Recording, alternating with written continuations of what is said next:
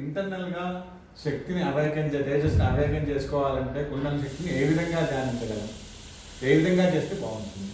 అమ్మవారి శ్రీచక్రంతో మనం చెప్తే సప్తచక్ర సాధన కాక అమ్మవారి నవార్ణం కదా, ఆ నవార్ణ రూపకంగా మనం కూడా మన శరీరంలో నవచక్రాలను సాధన చేసుకోవాలి.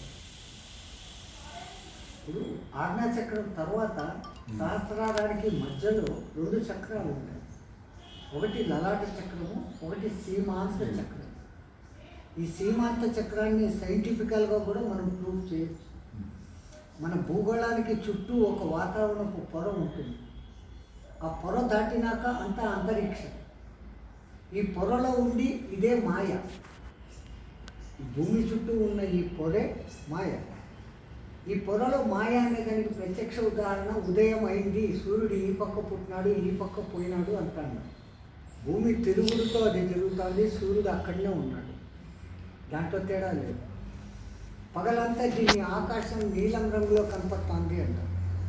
రాత్రి అయితే తన నిజస్వరూపం చూస్తుంది. అందుకే అమ్మవారి పేర్లలో ఒక పేరు కాళరాత్రి అంటారు.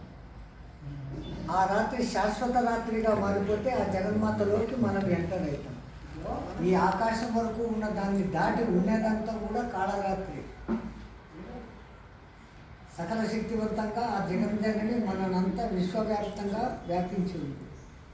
మనమున్న ఈ ఒక్క బ్రహ్మాండము పాలపుంత అనే దాంట్లో లాంటివి కోటాను కోట్లను తాను కలిగి ఉండి అఖిలాండ కోటి బ్రహ్మాండ నాయకి అని పిలువబడుతుంది. అర్థం చేయాలి. ఇంతటినీ మేనేజ్ చేస్తూ అన్నిటిలోనూ తాను ఉంటూ ఉన్నటువంటి శక్తిగా. ఇప్పుడు మానవుడు కుండలిని సాధన చేస్తూ అమ్మవారిని చేరుకునే మార్గంలో మా గురువు గారు మాకు నేర్పింది. మూలాధారం భూతత్వము, జలతత్వము,